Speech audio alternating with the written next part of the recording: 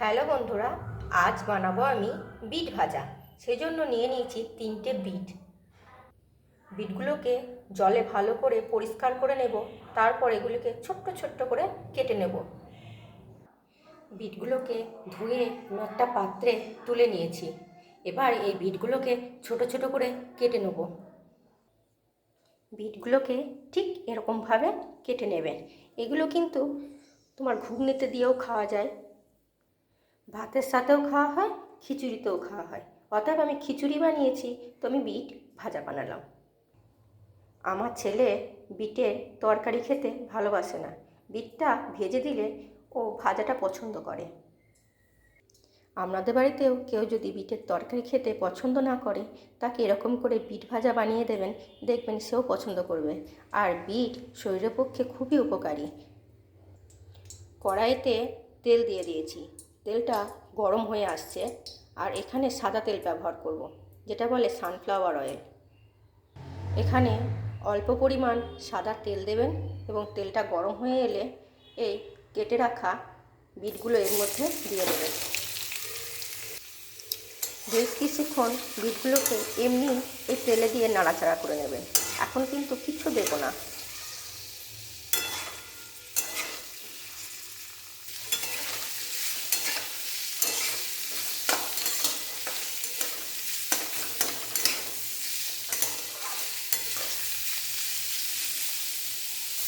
অনেকে বেশি তেল খেতেও পছন্দ করে না। জোর আঁচে অনেকক্ষণ এই বিটগুলোকে নাড়াচাড়া করে নেব। এখনও পর্যন্ত কিন্তু এর মধ্যে কিছু অ্যাড করিনি।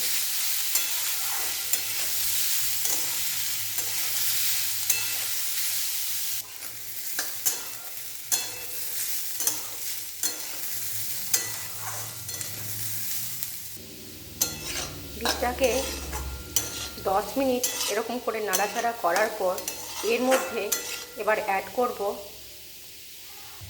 সামান্য একটু হলুদ, স্বাদ মতো লবণ, এখানে 1 চামচ চিনি।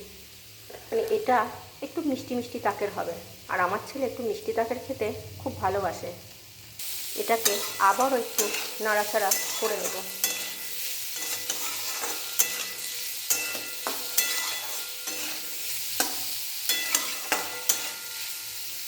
এবার গ্যাসের আঁচটা কমিয়ে এটাকে ঢাকা দিয়ে দেব।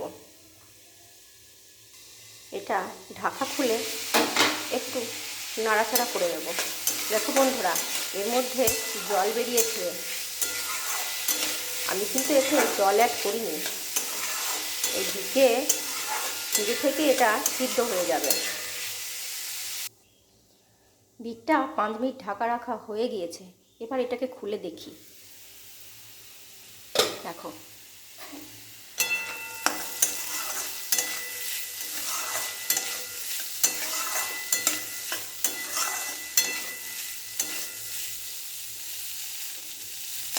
এখনো হতে একটু বাকি আছে। এটাকে আবারও ঢাকা দিয়ে দিলাম।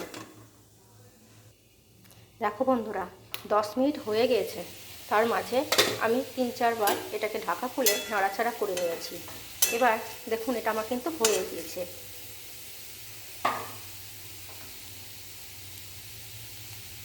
কড়াই থেকে এটাকে আমি নামিয়ে নেব। দেখো বন্ধুরা, আমার বিট ভাজা রেডি হয়ে গিয়েছে। আপনারাও বাড়িতে বানিয়ে দেখবেন, এটা খেতে কিন্তু খুবই ভালো হয়, আর বাচ্চাদের পক্ষে তো খুবই ভালো।